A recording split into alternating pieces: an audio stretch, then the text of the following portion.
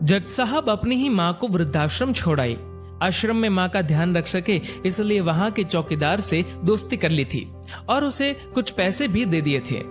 चौकीदार के पूछने पर जज साहब ने चौकीदार को अपने दिल की बात आंखों में आंसुओं के साथ बता दी कि घर में पत्नी है जो माँ के साथ बदतमीजी से पेश आती है और पत्नी के कहने पर दोनों बच्चों ने माँ से बात करनी ही बंद कर दी।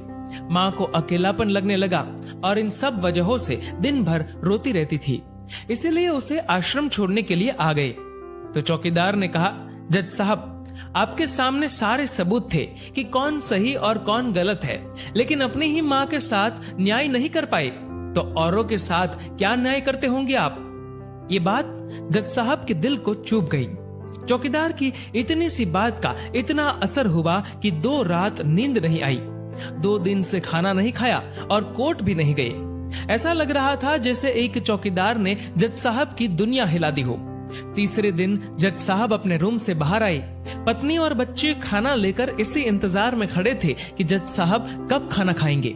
अभी जज साहब ने एक कागज पत्नी को और 2 अलग अलग कागज अपने बच्चों के हाथ में थमा दिए। कागज की एक लाइन पढ़ी तो पत्नी के हाथों में से थाली गिर गई। उस पर लिखा था कि मैं तुम्हें तलाक दे रहा हूँ, और बच्चों से कहा, आज से मेरी सारी प्रॉपर्टी आप दोनों की, मुझे कुछ नहीं चाहिए। बच्चों ने उन्हें जबरदस्ती कुर्सी पर बिठाया, हाथ जोड़कर पैरों में गिरकर इन सब का कारण पूछा तो आंखों में आंसुओं के सैलाब के साथ जज साहब बोले कि मैं मेरी 65 वर्ष की माँ को आश्रम छोड़ के आया हूँ, अनजान लोगों के भरोसे छोड़ के आया हूँ, और आप सब कारण पूछ रहे हैं। हम लोगों को शर्म आनी चाहिए। रोज मेरे कोर्ट से आने के बाद माँ रोती थी कि बेटा प्लीज मुझे वृद्धाश्रम में शिफ्ट कर दो। आप में से किसी ने भी माँ से सीधे मुंह बात नहीं की और ये भी भूल गए कि जिस जज को आज पूरा शहर सलाम करता है, उसी जज को बनाने में उस माँ का कितना बड़ा रोल है। कभी दूसरों के घरों में काम करने जाती तब भी मुझे अकेला ना छोड़ती थी। ऐसी भगवान समान माँ को मैंने आश्रम में छोड़ दिया, और वो भी ऐसे लोगों के भरोसे जिन्हें ये तक नहीं पता कि माँ को क्या बीमारियां है। खुद को कोसते हुए जज साहब कहते हैं, दूसरों पर फैसले सुनाने वाला आज मैं खुद हार गया। मैं जज नहीं बल्कि गुनहगार हूँ, और मैंने जो गुनाह किया है वो शायद कानून तो माफ कर देगा, लेकिन ईश्वर के कोर्ट में वो कभी माफ नहीं होगा। ये कहते हुए जज साहब बोले कि अब मैं अपने पापों का प्रायश्चित करने जा रहा हूँ।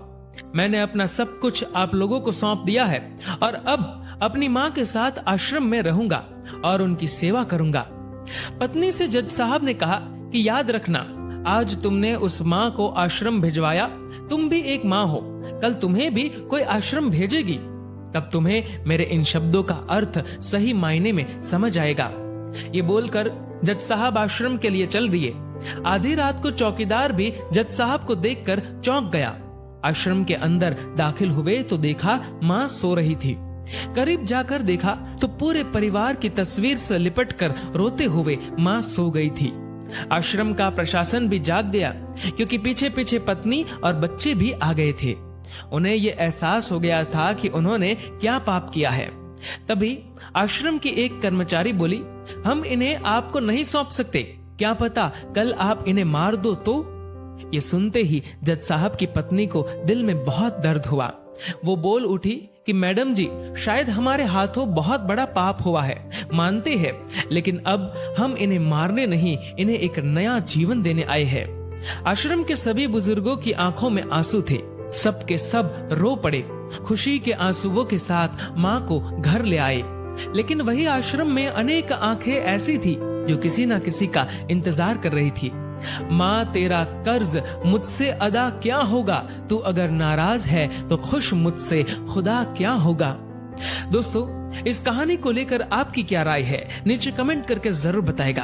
और दोस्तों, अगर आपको ये वीडियो पसंद आए तो इस वीडियो को लाइक करेगा और ज्यादा से ज्यादा लोगों तक शेयर करेगा। और ऐसे ही और भी इंस्पिरेशनल वीडियोस के लिए सब्सक्राइब करें हमारे यूट्यूब चैनल को और फेसबुक पर फॉलो करें हमारे पेज को। धन्यवाद।